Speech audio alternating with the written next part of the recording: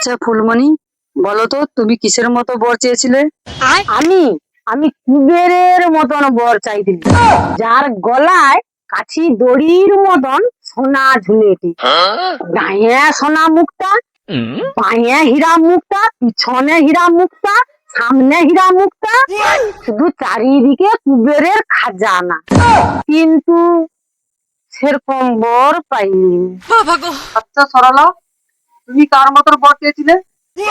আমি শ্রীরামচন্দ্রের মতন স্বামী চেয়েছিলাম, যে নিজের স্ত্রী ছাড়া অন্য কোনো নারীর দিকে চোখ তুলে তাকায় না। কিন্তু আমি পাইনি। বলো তো ইয়া, তুমি কার মতো বর চাও? আমি নারায়ণের মতন বর চাই, যার হৃদয়ে শুধু লক্ষ্মীর বাস থাকবে। বলো তো টিয়া, তুমি কার মতো বর চাও? আমি আমি শিবের মতো বর চাই, যার ঘরে শাশুড়িও নেই আর শ্বশুরও নেই।